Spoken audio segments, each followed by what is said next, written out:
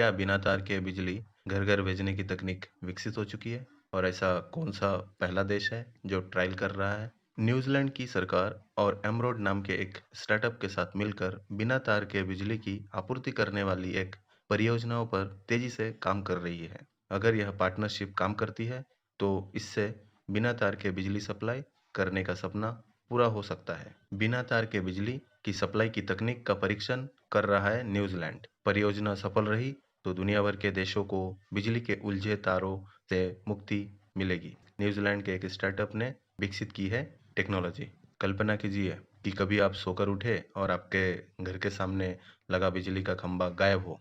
डरिए नहीं, इन उलझे बिजली के तारों के गायब होने के बावजूद भी आपके घर में बिजली की सप्लाई चालू रहेगी। दरअसल न्यूजीलैंड की सरकार और एमरोड नाम के एक स्टार्टअप के साथ मिलकर इस परियोजना पर तेजी से काम कर रही है। अगर यह पार्टनरशिप काम करती है, तो इससे बिना तार के बिजली सप्लाई करने का सपना पूरा हो सकता है। लेकिन इस टेक्नोलॉजी को पहले से ही विकसित किया जा चुका है। अब इसकी उपयोगिता पर स्टडी की जा रही है। इस तरह के अपने पहले पायलट प्रोग्राम में न्यूजीलैंड का दूसरा सबसे बड़ा बिजली डिस्ट्रीब्यूशन कंपनी पावर को इसी साल स्टार्टअप कंपनी एमरोड की टेक्निक का परीक्षण शुरू कर दिया है।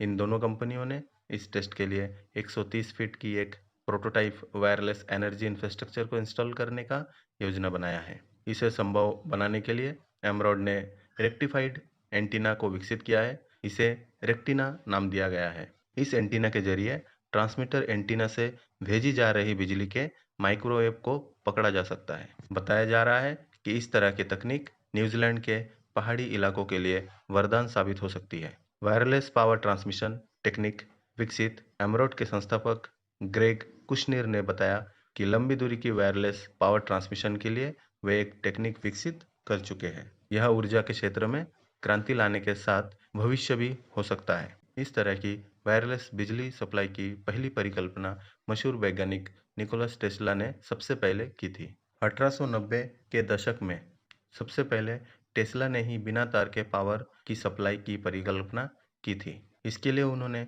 टेस्ला कॉइल नाम के एक ट्रांसफार्मर सर्किट पर काम भी किया था, जो बिजली को पैदा करता था।